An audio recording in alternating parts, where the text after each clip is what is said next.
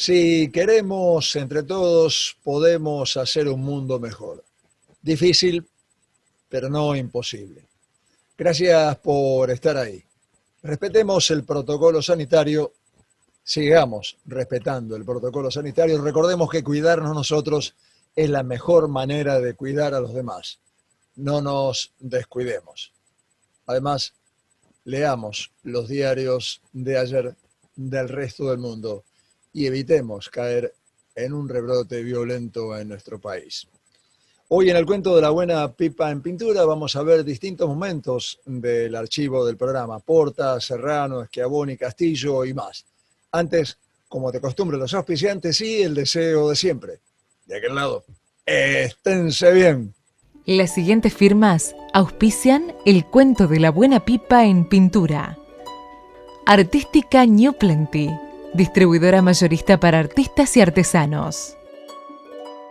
San Cristóbal Seguros, tu compañía. Diego Obligado, Galería de Arte, Güemes 2255. Arblech, acompañando también el arte y la cultura. Delfín, telas de tapicería, cortinería, toldos. Centre Catalá, 118 años con la cultura de Rosario. Norberto Moretti, clases de dibujo y pintura. Salta 2969, departamento 3, teléfono 438-5867. Augusto Schiavoni fue un magnífico pintor argentino, rosarino, nacido aquí en nuestra ciudad en 1893, donde también murió en el año 1942. Hizo estudios en la Academia de Mateo Casella y en la Academia de Fomento de Bellas Artes de Ferruccio Pagni. Completó su formación en Europa en un viaje que compartió con otro rosarino ilustre, Manuel Musto. De carácter sumamente reservado, Schiavoni tenía un particular amor por su madre, lo que gradualmente, muerta ella en 1931, hizo que, también por su enfermedad, fuese dejando de pintar. Sus últimos cuadros están fechados en 1934, murió 8 años después, en 1942, como les dije, internado en una clínica psiquiátrica, mentalmente perturbado, enfermo de sífilis. En 1995 hice un programa para rendirle homenaje. Vamos a ver ahora el momento en que uno de los participantes del homenaje, su primo hermano Mario Cayo Schiavoni, habla sobre el pintor. Primo hermano por parte de padre. Papá, Hipólito Schiavoni, hermano de Augusto Schiavoni, el padre de Agustito. O sea que su papá y el papá de Augusto eran hermanos entre sí. Hermanos entre sí. ¿Cómo recuerda a Augusto Schiavoni? ¿Cómo recuerda a este grande de Rosario, este gran pintor que fue Schiavoni? Lo recuerdo como un gran pintor. Debo decirle más que cuando él era chico, de acuerdo a mis padres, la mamá, Victoria, le veía en él a un pintor, porque desde chico le gustaba dibujar. ¿Desde chiquito tuvo pasión por esto? Pasión, mucha pasión. De acuerdo a mis padres, ¿no? En el año 14 lo mandaron a Florencia, la ciudad de las Flores, para estudiar en la academia. Estuvo en otra academia también. Esta fue la famosa incursión por Europa que tuvo como compañero a otro grande, a Musto. Musto, sí, Manuel Musto, muy compañero, muy amigo. Que ahí se quedaron, creo que... Después, hasta el año 17. ¿Los agarró la guerra? La agarró la guerra y se vino para Argentina. Claro. De manera que era un apasionado por la pintura de Schiavoni. Completamente apasionado. Era un bohemio. Era un bohemio. Musto igual. ¿Qué tipo de temas le interesaban? ¿Hablaba mucho de pintura? ¿Hablaba de pintura? Porque por ahí hay pintores a los que no les gusta hablar de pintura. ¿Él sí hablaba? Era una persona obsesionista completamente. Hablar de pintura para él era el tesoro de la vida. Ajá.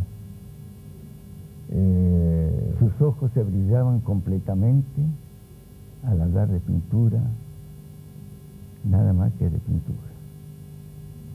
Está bien, está bien. ¿Y su carácter cómo era? Era una persona... Era alegre. ¿Era alegre? Como muchacho de las épocas. Ajá. Son las épocas que se puede imaginar, al principio del siglo. Claro. ¿No?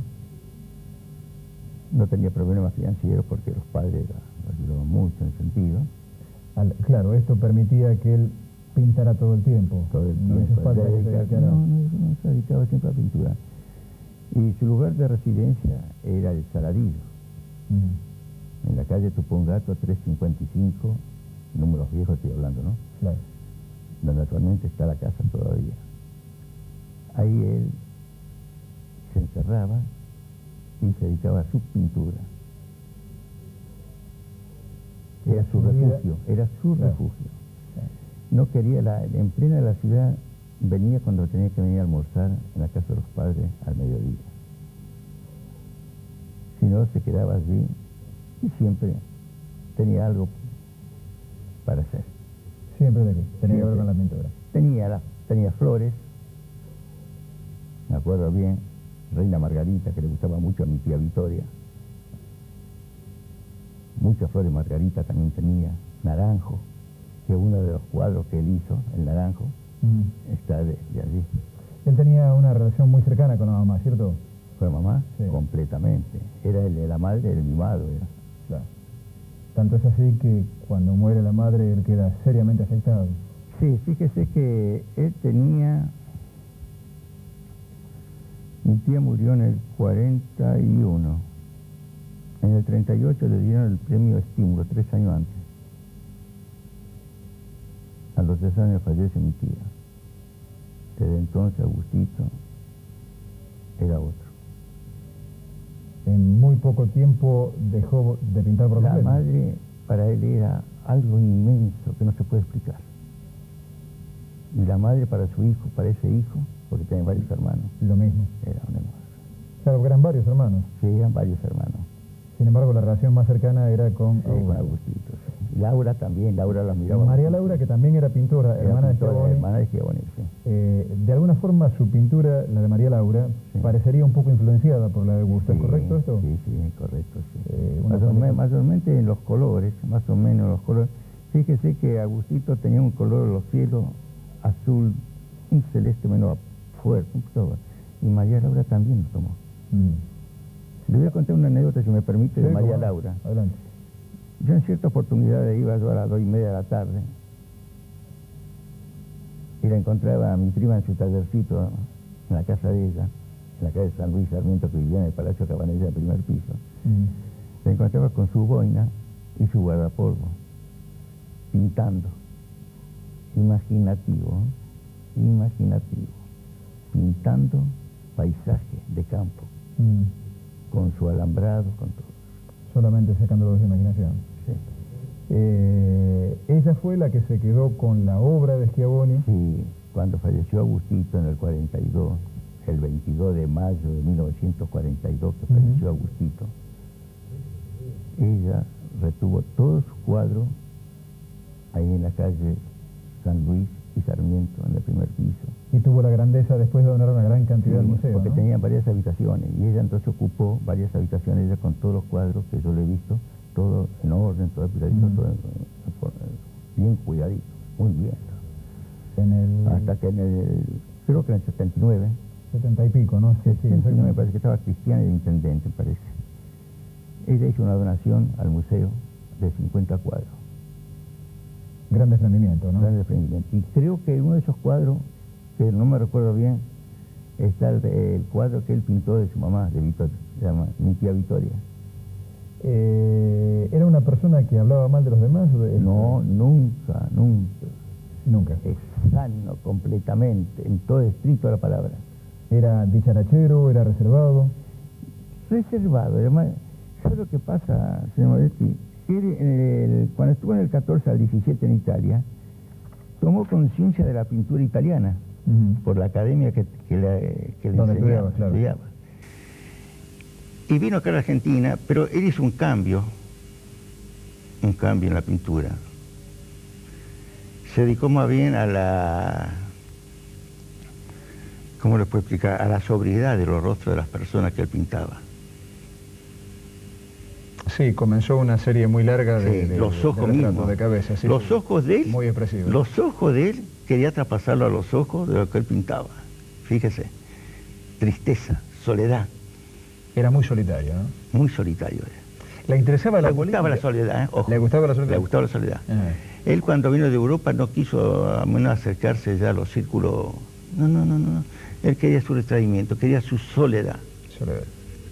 Su paz, esa tranquilidad que él la consideraba como un altar, la soledad en eso. En el Saladillo, que era acá entonces era zona residencial. Casi como que su vida empezaba y terminaba con la pintura. ¿Le interesaba la política, por ejemplo? No se hablaba mucho de política en ese sentido, no. Yo nunca lo he sentido hablar. ¿Leer le gustaba leer? Sí, mucho. ¿La música? Música también le gustaba mucho. ¿Él estaba consciente del talento que tenía? ¿Estaba consciente de la importancia de la obra que estaba haciendo? No era muy retraído en ese sentido, no. Le daba importancia en sí porque lo tenía de chiquito ya la pintura, el amor, ese amor a la pintura.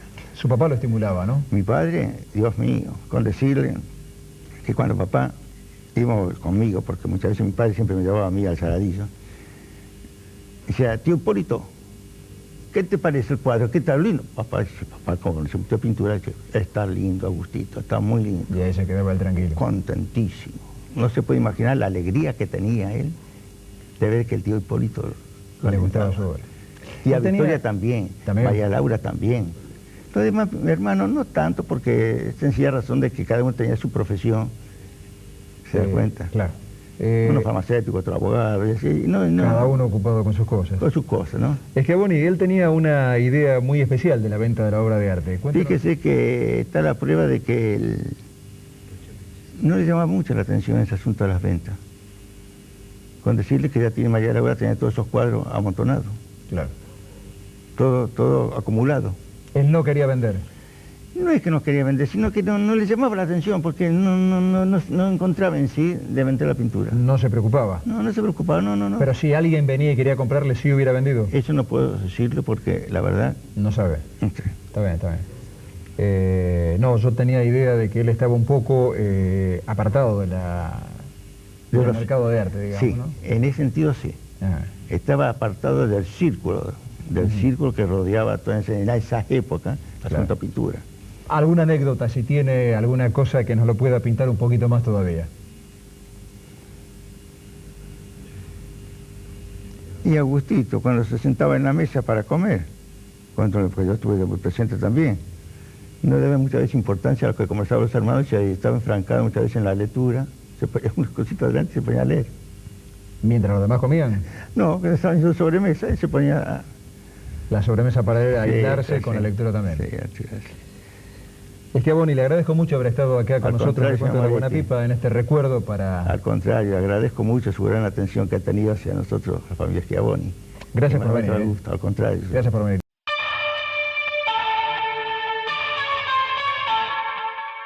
Rubén Porta nació en Bombal, provincia de Santa Fe, en 1925. Se radicó en nuestra ciudad siendo muy joven. Se recibió de licenciado en Bellas Artes en la Escuela Superior de Artes Visuales. Fue profesor de grabado en la Facultad de Bellas Artes de la Universidad Nacional de Rosario, director de la Escuela de Bellas Artes, vicedecano de la Facultad de Humanidades y Artes y subsecretario de Cultura de la UNR. Desarrolló una intensa labor docente, académica y artística. Murió en 2005 en la ciudad de Santa Fe. Lo entrevisté en 1998, nota de archivo del Cuento de la Buena Pipa en Pintura. Rubén Porta. Sí. ¿Cómo andas, Porta? Bien, acá estamos. Gracias por venir, Por favor.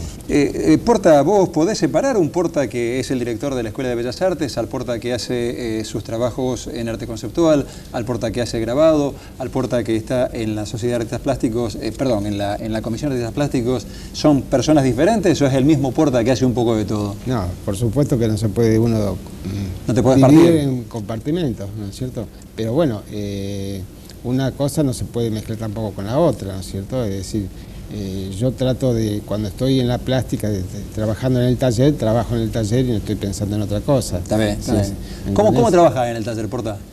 ¿Cuánto tiempo diario? ¿Tenés una rutina de trabajo? Yo tengo una rutina de trabajo a la mañana temprano, a las 7, 6:30, 7, hasta las 9 de la mañana, 8:30, 9, que voy a la facultad. Todos los días, y a tarde otro poco. Eso es una rutina que uno tiene que tomar como para decir, bueno, voy a trabajar. Pero no solamente se trabaja en el taller, yo trabajo continuamente, es decir, pensando en las cosas que voy buscando y voy encontrando. Mejor dicho, no busco, sino encuentro. Es decir, que mis trabajos son, ahora en este momento, son de objetos generalmente y de la gráfica, entonces trato de componer una cosa con la otra. La gráfica junto con los objetos. Hago, digamos, objetos gráficos, que son repetibles los objetos. Inclusive utilizás como soporte... Como soporte, y acá tenemos un caso, ¿no es cierto?, de las mismas que se recubren los televisores o lo que sea, esas carcasas. Sí, el telgopor, digamos, protector, para que no se lastime, no se rompa. Con eso, que son todas iguales, por supuesto. Yo estoy ahora digamos, en una serie de objetos que son por ejemplo... ¿Cuál es el concepto de esto, Porta? Yo se lo voy a mostrar a la cámara un poquito, lo voy a levantar ahí para que lo tome. A ver, espero que no. Ahí está. Mira, si lo querés mirar en la pantalla, ahí lo tenés. Si querés explicarnos un poquito cuál fue el concepto de esta obra, que la presentaste en el museo, si no me equivoco. En el Museo Castañino y en Buenos Aires, porque esta obra son 5 objetos iguales que se pueden repetir porque son la parte gráfica que está ahí y la parte, digamos, del objeto, que también son esas carcasas que yo digo, y las ruedas también, que se pueden repetir, no hay ningún problema. El personaje que aparece arriba, Porta. El personaje, bueno, ahí hubo una composición de un trabajo, de una pintura de Luis XIV, es decir, de Rigaud, en el siglo XVI, XVII mejor dicho. Es una pintura de Rigaud, como yo decía, y sobre esa pintura yo hice un collage. Es decir, una cáscara de banana, por ejemplo, yo la corté y la dejé secar, la puse sobre la fotocopia de la pintura esa, junto con hojas que yo tengo en mi casa, de hojas de una parra, y bueno, fui armando la composición esa. Es una banana, es decir, es el... Creo que si das el nombre de la obra ahora vas a dar la idea completa. Sí, no, el nombre de la obra es El dolor de ya no ser, se llama. Que tiene que ver con un Carlos de nuestro país. Con un Carlos de nuestro país, digamos, ¿no es cierto? Pero bueno, no se sabe si el dolor de ya no ser o va a ser, no sé. Y no sabemos, vamos a tener que esperar todavía hasta la próxima elección, en todo caso, Rubén. Además, ahí tenés algo que también trabajaste sobre un soporte de... Sí, este es sobre un soporte de barro, yo decir que lo trato... A ver, para hacer, movelo, permíteme, ahí está. Así la cámara lo toma bien, gracias. Explica un poquitito, ¿los signos de estos son propios o tomados de alguna cultura? No, son propios. Yo trabajé mucho tiempo también con símbolos y con signos, y los trabajos, y esto está hecho sobre una plancha de zinc y después impreso sobre barro. Sí, veo. Es decir, con barro y con paja, porque tengo una connotación, digamos así, de... Yo vivía en el campo. De campo, ¿no? Yo vivía en el campo y bueno, nuestra casa era de chorizo, por supuesto, digamos, hecha de barro y paja, y con techos de zinc, por supuesto, así que... Donde además tenía la libertad que te daban tus padres de pintar anualmente el color que quisiera las habitaciones. Claro, nosotros cuando éramos chicos, mamá decía todos los años, bueno, ahora hay que pintar, así que pintaba una pieza azul, una verde, una blanca, amarilla, todo con colores a la cal, por supuesto. Tenía amplia libertad para hacer eso. Amplia libertad para hacer eso. Porta, vos no sos de Rosario, naciste yo nací en Bombal, viviste varias veces en lugares diferentes de la provincia y terminaste aterrizando en Rosario. En Rosario, sí. ¿Y acá te hiciste rosarino? Sí, hace 40 y pico de años. Contanos un poquito qué es esto que estamos viendo acá en pantalla. Acá esta es una obra... La tapa dice Transporte Crítica, acá arriba. Transporte Crítica. Fue una obra que hicimos con otra gente de acá de Rosario, compañeros míos, en Buenos Aires, ¿cómo es? Y acá Recoleta. Adentro tenés... Bueno, ahí está también la obra gráfica dentro, porque está hecho sobre acetato. La obra...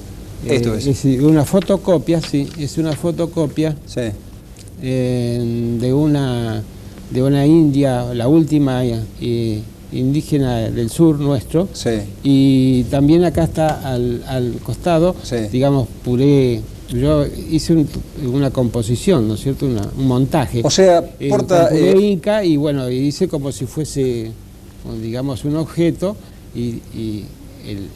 no solamente estaba ese objeto, había otros objetos. Esa es una parte, digamos, de la obra. Bueno, el arte conceptual sabemos que se trata de no la realización, digamos, de la parte material o formal solamente. Digamos, eso se deja aparte casi, sino es la idea que hace que la persona, el concepto, que hace que la persona, el espectador, también vea en eso, vea y se haga su, digamos, su composición del lugar. Es decir, dejar la obra abierta para que la gente, es como las películas que uno, a veces los finales no se sabe cuál puede ser. Y este también, es decir, yo trato de que la gente integre la obra también a su manera.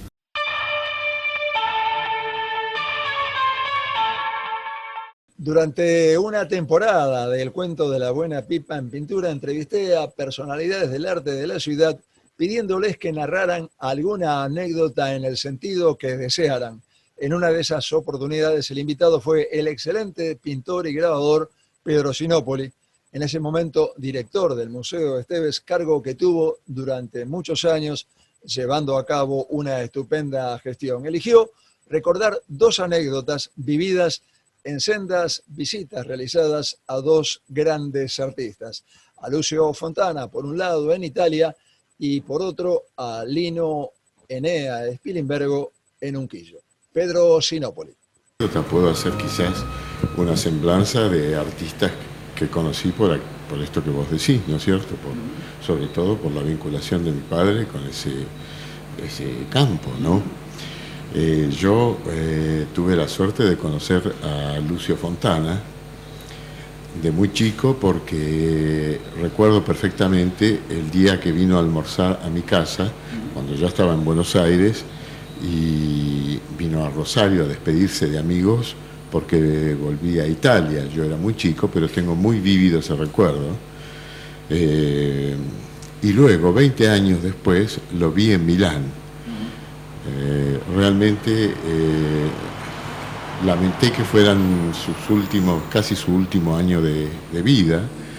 Fontana estaba muy enfermo porque por ello no había podido venir a la gran exposición que se había hecho el año anterior en Rosario, en el Castañino, una exposición que venía de Estados Unidos, y tengo la carta que le escribió a mi padre lamentando no poder venir justamente a su ciudad, ¿no es cierto?, con motivo de esa gran muestra.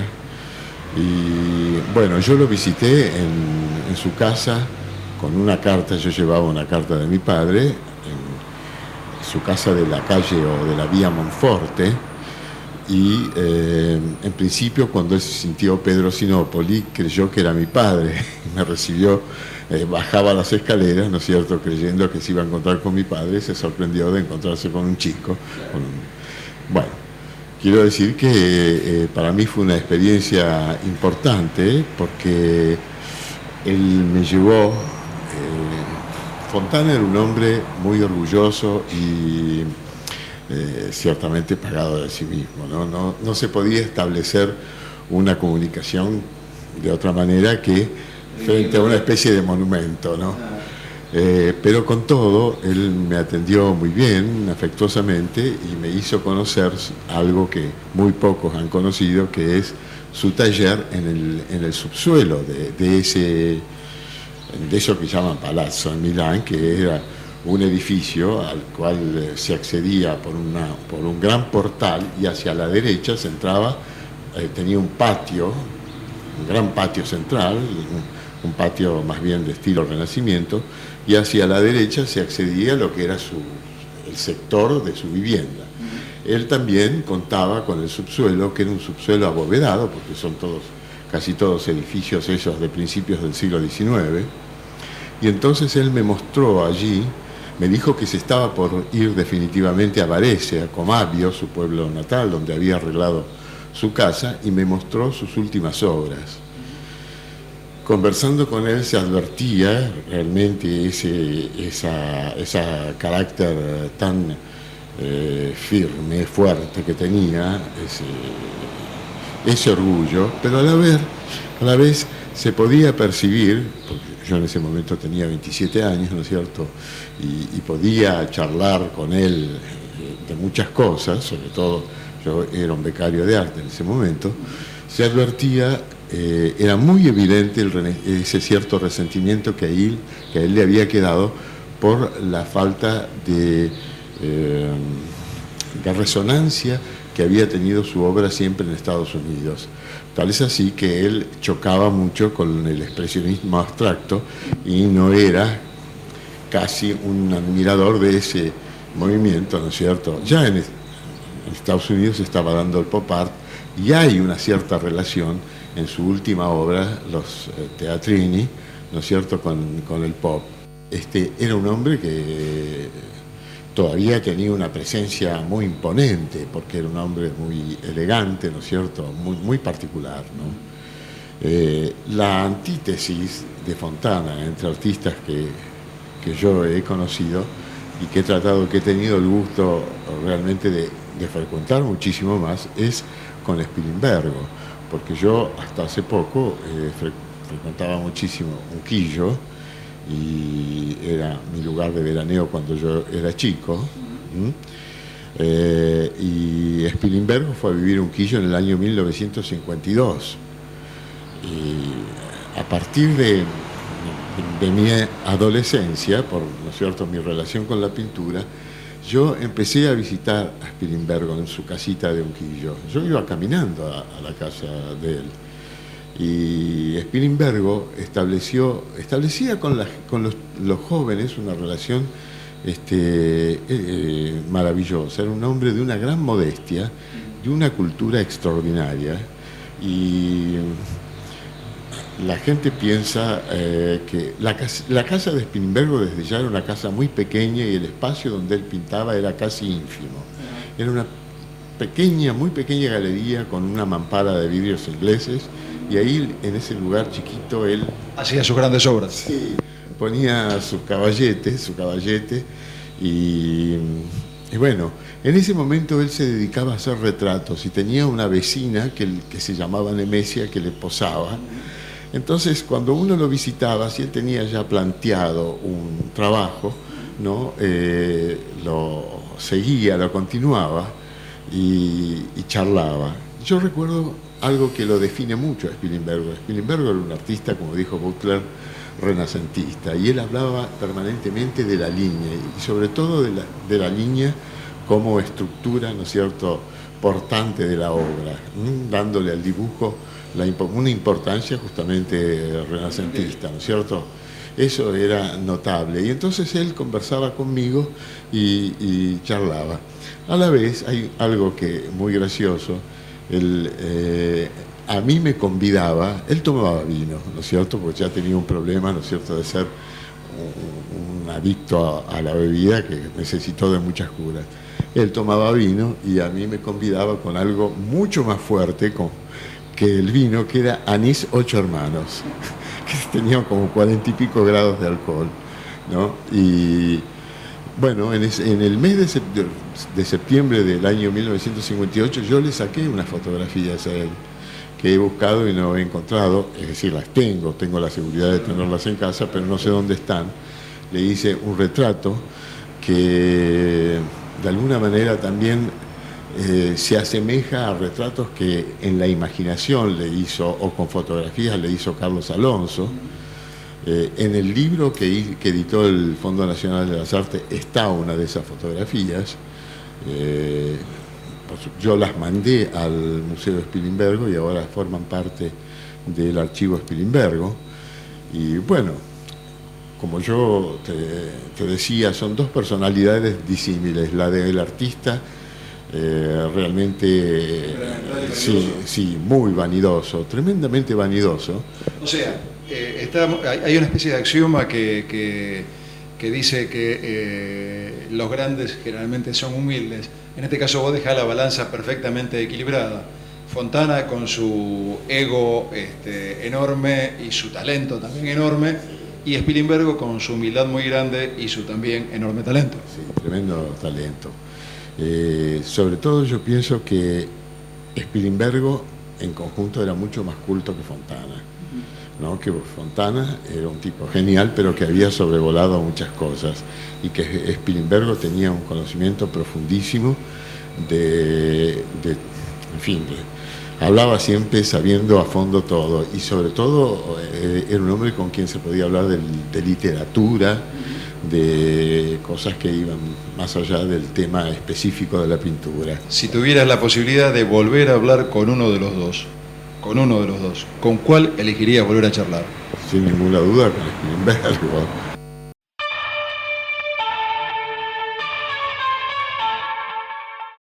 De uno de los programas del cuento en los que había un artista invitado trabajando en el estudio, veremos a Víctor Hugo Montelar pintando.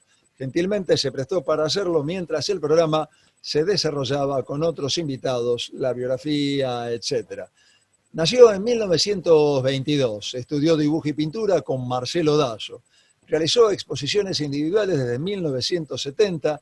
Prolífico pintor, solía contar que en los años en los que viajaba a Córdoba para buscar paisajes y ponerlos en las telas, terminaba un cuadro por la mañana y otro por la tarde. Falleció en 2014.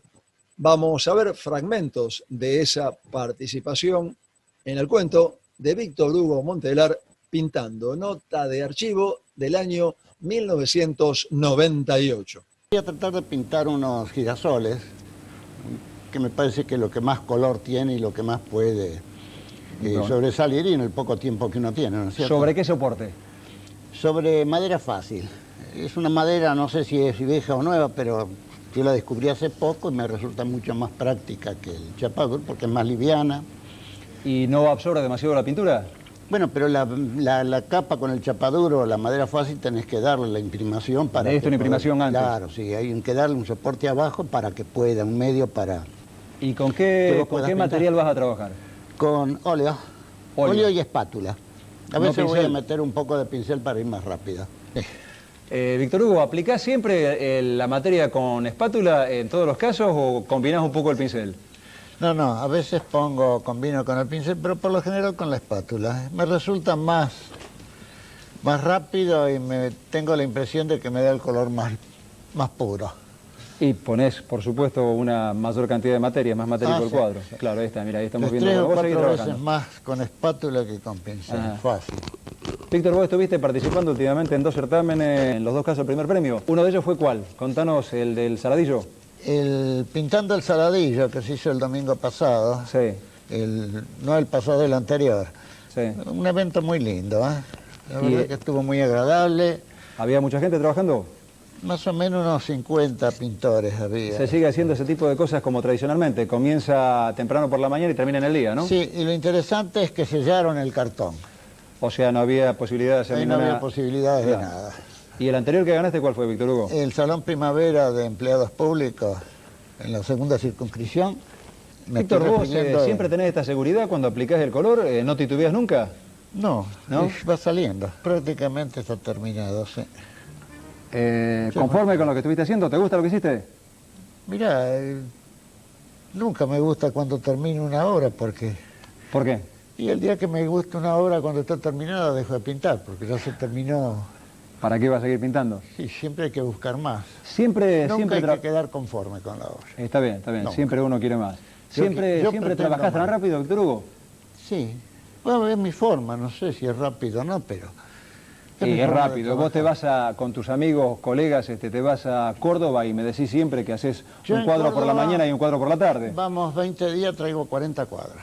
Pinto un cuadro a la mañana y otro cuadro a la tarde. ¿Y vos todavía no sabés si sos rápido o no sos rápido? Pero es que es mi forma de pintar. Otros, no sé. Trabajamos, cada uno tiene su modo. Por suerte, cada uno tiene su forma. Recordemos a tu maestro, Víctor Hugo. ¿Con quién estudiaste? Yo estudié con Marcelo Dazo. Marcelo Dazo para mí fue el gran tipo, el gran maestro, el gran amigo y muy olvidado. Bueno, Víctor Hugo, te agradezco mucho tu paso por el cuento de la buena pipa en pintura. En general yo sé que a los pintores, a mí personalmente no me gusta trabajar con público, pero por lo visto a vos no te molesta para nada. No, en absoluto. Bueno, te agradezco la demostración. No, el agradecido soy yo.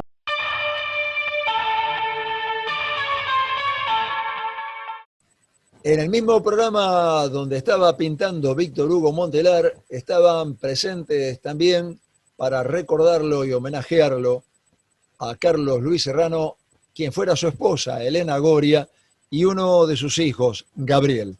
Carlos Luis Serrano fue un polifacético artista de la ciudad, dramaturgo, pintor, hombre de la televisión, también trabajó en publicidad, desarrolló múltiples actividades a lo largo de su vida.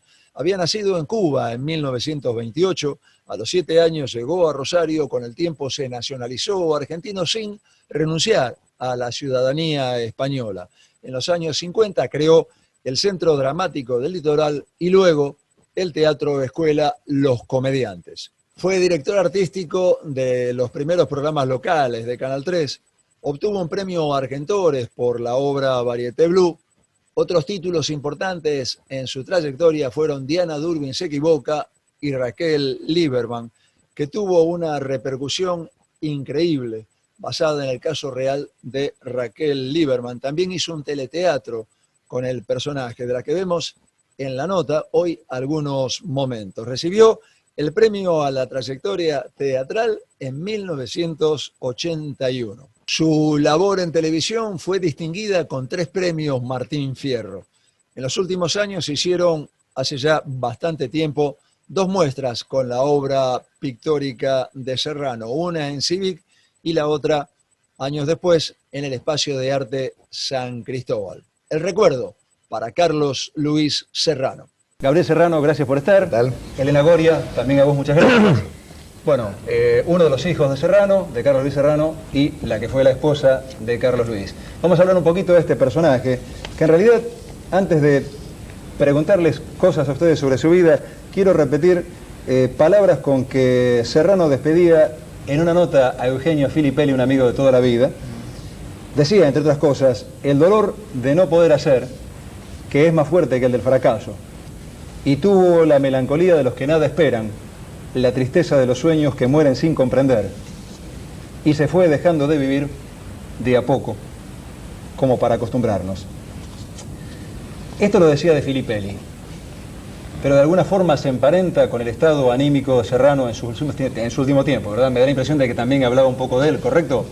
Sí, sí, o sea, Carlos, viste, era un creador total y estaba acostumbrado, viste, a los premios, a estar en la cosa.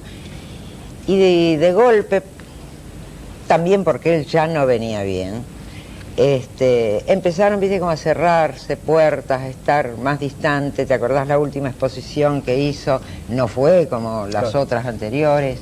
Sí, ni la tendría que haber hecho. No, sí. No valía la pena la propuesta. De cualquier modo, ahora hay un muy buen homenaje en Civic, en Presidente Roca 740, claro, gracias a la gentileza de ustedes que facilitaron muy buenas obras para esta muestra, ¿no? ¿Cuál es Serrano? Y bueno, un creador total. Y un personaje, ¿no? Un personaje. Gabriel, cuando le pregunté algo parecido hace pocos días, me dijo mi padre era un personaje. Sí, era un personaje. Sí, realmente. Era un tipo misterioso, o sea, se fue con un montón de misterios, de secretos, de incógnitas. Un tipo, bueno, yo como hijo lo disfruté muchísimo. Personalmente soy el mayor, me tocó disfrutarlo más tiempo. Como marido, bueno, un artista, digamos. Pero también como padre un artista, porque Elena me comentaba que a veces por ahí postergaba un cumpleaños de uno de ustedes, se quedaba tarde porque había un ensayo. Seguro, sí, ese tipo de cosas sí. Pero también como padre era artista porque le inventaba unos cuentos, ¿te acordás, Gaby? Yo te digo, en lo personal la pasamos muy bien. Ese alejamiento del papá, del esposo de la casa, de alguna forma causó algún tipo de resentimiento en ustedes, por ejemplo, Gabriel.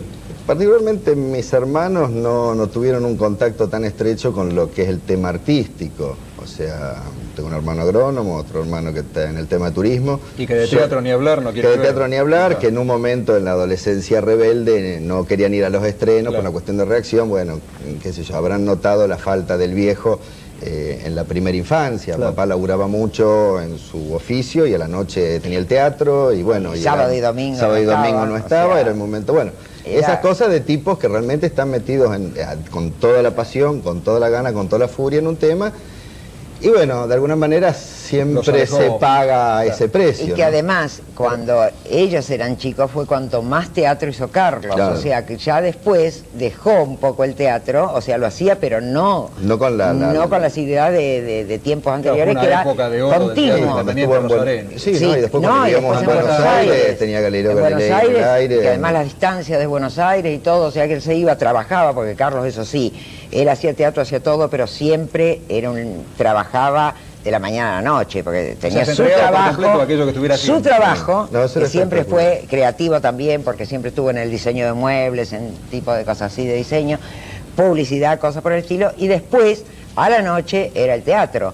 O sea que se iba a la mañana y volvía a las 2 de la mañana. Y sábado y domingo, teatro para niños a la tarde y para adultos a la noche, o sea que no paraba.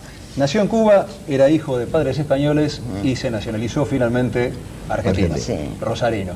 Rosario le debe muchísimo porque no solamente era un excelente autor teatral, era un excelente autor de televisión.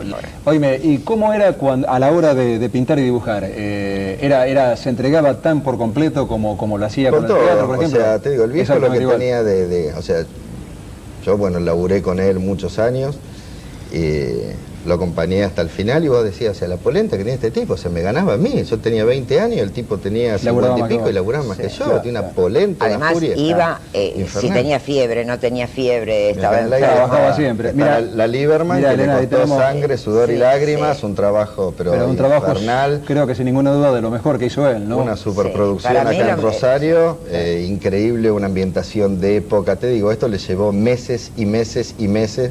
Toda la gente trabajó en cooperativa, o sea, cero guita, todo el mundo se prestó, actores de primera línea, Katy Palesi, el gordo Borelli. La que veíamos antes era la protagonista Nora Kovacik. Te digo, toda la gente puso unas ganas, el viejo sabía ponerle pilas a todo el mundo, te digo que realmente como regista era un monstruo, ¿viste? Un director. Aparte se ocupaba de todo, ¿no? O sea, estaba en todo. Demasiado estaba en todo. Se le hubiera vivido más años y hubiera sabido delegar un poquito de las cosas. Tu madre estaban las luces, en el vestuario, en la escenografía, en la dirección, en todo, en las cámaras, mirando en una cámara, en otra cámara, a ver cómo... Incluso vos me decías en tu casa la vez pasada que crees que si se hubiera dedicado solamente a una sola cosa, se hubiera destacado más. Y sí. Yo no creo eso, pues se destacó en todo lo que hizo. Se destacó en todo, pero si hubiera tenido menos facetas, a lo mejor dedicado toda su vida a una cosa, hubiese sido un pintor excepcional o un director excepcional, pero él en teatro hacía todo, todo. O sea, desde escribir la obra hasta el más mínimo detalle de vestuario, así salió. Todo. Así salía. Y en pintura vos me contabas, por ejemplo, acá tenemos una obra de tu padre que está acá atrás mío, una excelente obra. Tenía un muy buen dibujo innato, me decían ustedes. ¿Él estudió después o era...? No, él hizo arquitectura hasta sexto año. El tipo tenía una concepción renacentista de su persona.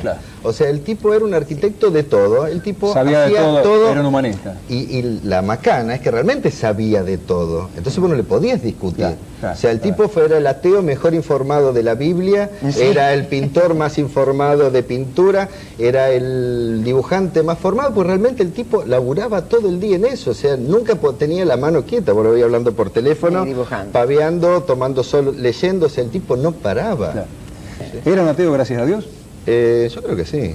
Sí, era un místico, ¿no? Sí, totalmente. Demasiado ya para estos tiempos tan materialistas. Claro, porque materialista no tenía nada. Vos me decías que lo único que le importaba era el proyecto y cuando podía... Pero vos date cuenta que el tipo... Sí. Dale, Elena. No, él era hacer la cosa. Lo que le importaba era eso. Hacerla, verla plasmada. Claro. Después ya tenía que hacer otra. Ya estaba hecha, ¿para qué iba a seguir insistiendo? Ya estaba hecho. Ya la cosa funcionaba, pum, otro proyecto, el tema era, no sé. Este excelente dibujo que decía, vos me decías que él no trabajaba nunca sobre soporte blanco, siempre trabajaba sobre soporte negro. Trabajó obviamente sobre soporte blanco, pero en una época, sobre todo en esta de afiches, bueno, la de las manchas, partía sobre soporte negro y trabajaba para sobre veladuras para llegar al trabajo de luces, que vos decís, ¿cómo coloca la luz? Claro, que el tipo iba velando. Sobre el negro iba mandando veladuras hasta que llegaba al tono de luz que le interesaba. Pero aparte, cada uno de los personajes estaba, mira, ahí estamos viendo en pantalla esta excelente pintura que trajiste vos, Gabriel. Esta es particularmente tuya, ¿no? Sí, esta la tenés en tu un casa. Regalito mío de 30 años, cuando cumplí los 30 me regaló. Impresionante esta obra. A mí me sorprendió cuando montamos la muestra en CIVIC, una vez que le pusimos las luces, cómo la luz dicróica dirigida sobre uno de los personajes que él pone en primer plano, digamos, iluminaba la obra, la pintura completa, casi como si fuera un escenario teatral. Es decir, todos los personajes estaban dando vuelta, el mozo que anda andando por ahí, una persona que se da vuelta, uno que enciende un cigarrillo, todos los personajes a nivel teatral, realmente conocía todo lo que hacía. La concepción de él era esa, o sea, así escribiera, él ya estaba viendo la escena. La concepción del espacio y el manejo del espacio y la dinámica y todo eso le da justamente todas las dinámicas a todas las obras de él. Vos fíjate que todo tiene un componente de vivencia muy fuerte, porque todos estos piringundines se los conocía de memoria, y después la dinámica de presentar o cómo combinar o cómo componer un cuadro, bueno, lo manejaba a través de la espacialidad. ¿Cuando murió estaba trabajando en algo? ¿Estaba haciendo alguna cosa? ¿Preparaba algo? Murió el año pasado. Él tenía el proyecto de hacer Bodas de Sangre de Lorca. No llegó a hacerlo, lamentablemente. No llegó a hacerlo, tenía, digamos, antes de que se enfermara, o sea, que tuviera esa caída y el problema de hueso que tuvo, tenía la idea de Bodas de Sangre. Pero bueno. No pudo ser. Vos me decías que una cosa que le molestó siempre o que tuvo que hacer siempre fue pagar examen diariamente. Sí. A pesar de su talento y todas las cosas que había demostrado que podía hacer permanentemente dar examen. ¿Rosario lo recuerda? Los amigos que lo han querido mucho, sí. La ciudad... Y la gente joven no creo que sepa ni siquiera estos que se reciben ahora de teatro, viste, en las escuelas, no creo que ni sepan quién es.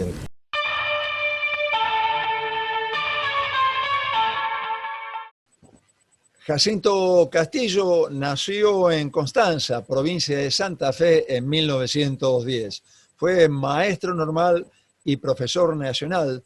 Tuvo múltiple actividad gremial. Actuó como profesor fundador de la Escuela Provincial de Artes Visuales Manuel Belgrano.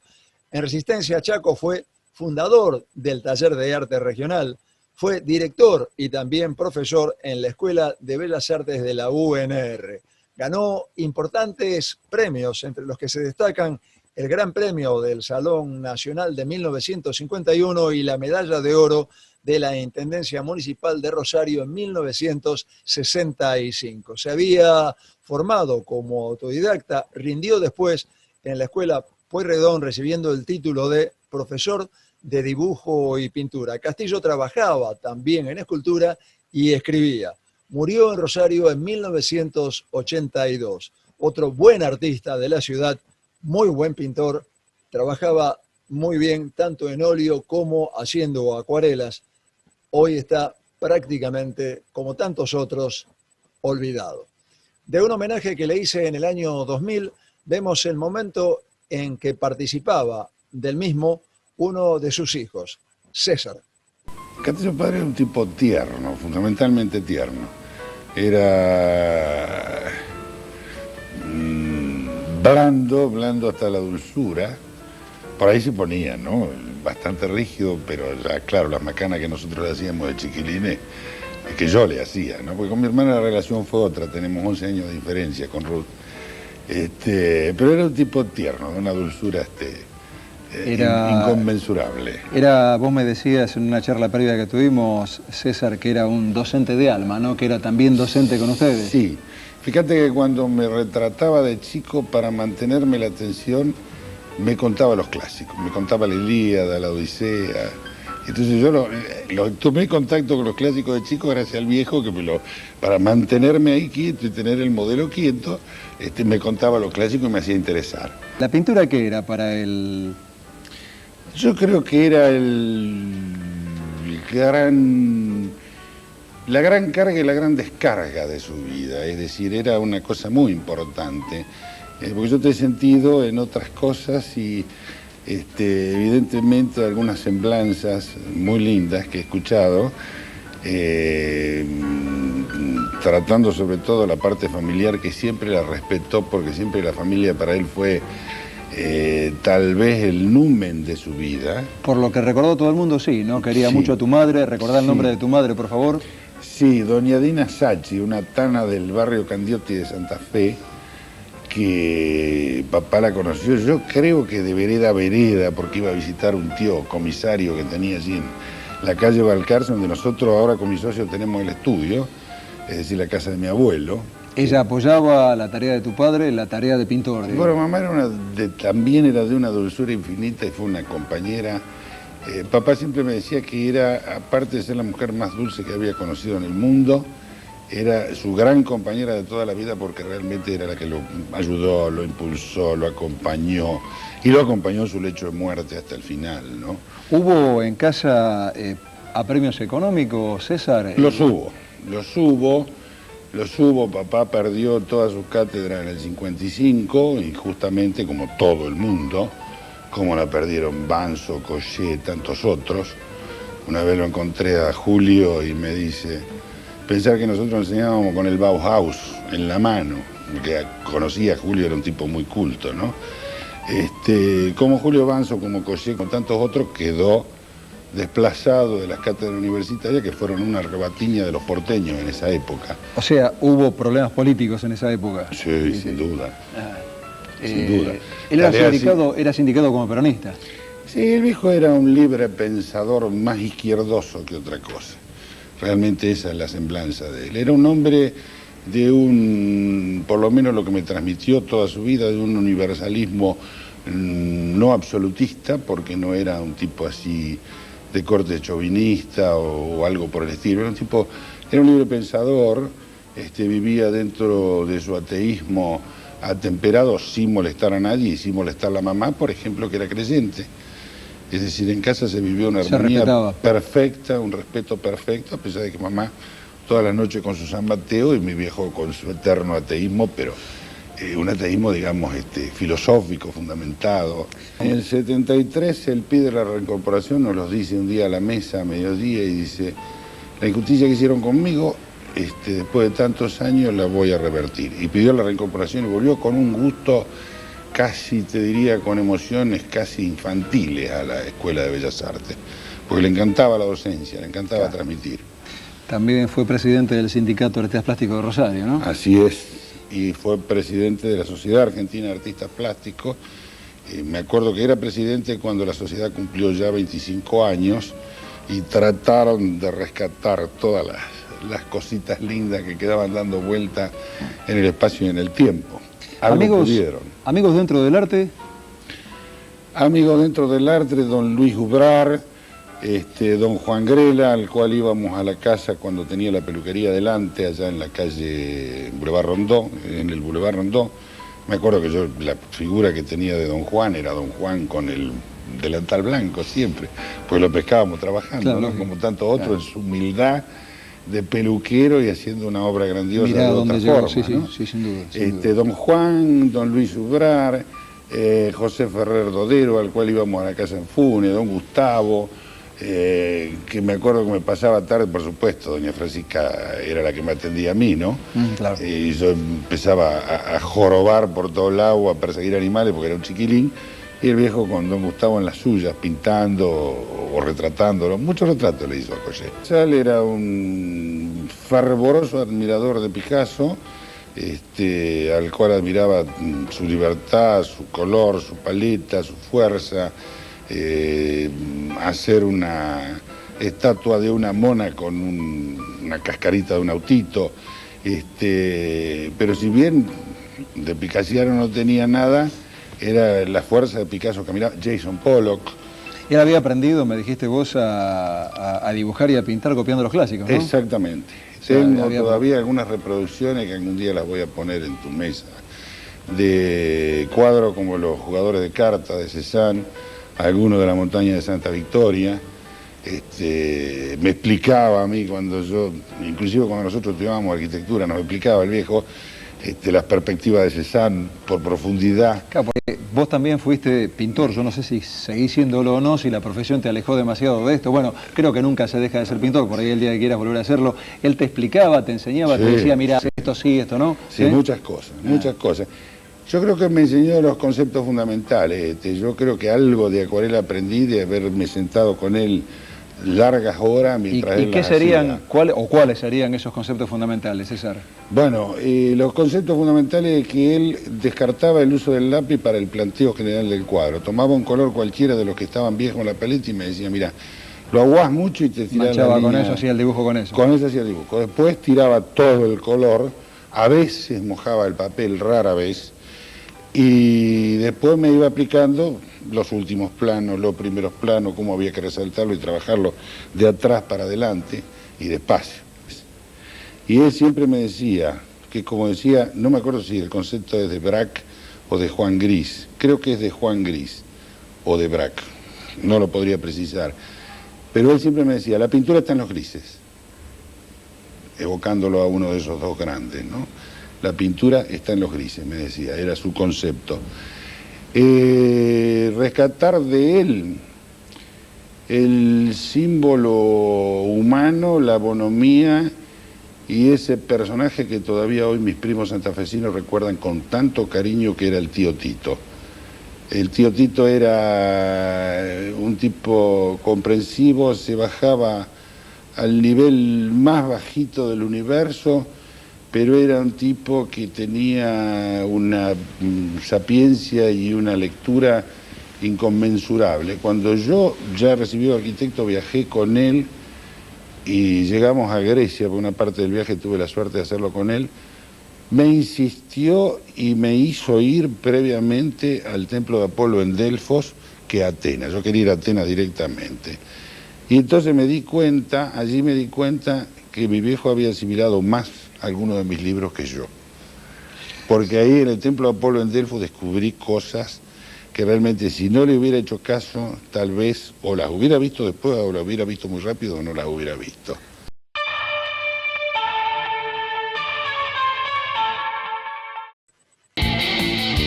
Hay un equipo que está acá, que cuando más lo necesitas, estés donde estés, vayas donde vayas, está siempre cerca tuyo. Yo soy de ese equipo. Asegúrate en la segunda, donde lo primero sos vos. Grupo Asegurador La Segunda. En el local 15 de Pasaje Pan, Córdoba 954, puede verse la muestra de Darío Oms, Max Cachimba, Daniel García y Sil Buffone, Ángeles y Predicadores. Por horarios y protocolos se puede consultar el Instagram de la galería.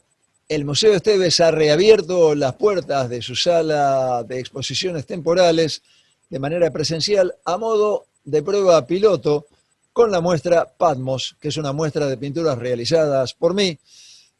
Un intento de pensar, analizar la historia del hombre que parece llevarlo siempre a estar al borde de la destrucción, al borde del abismo.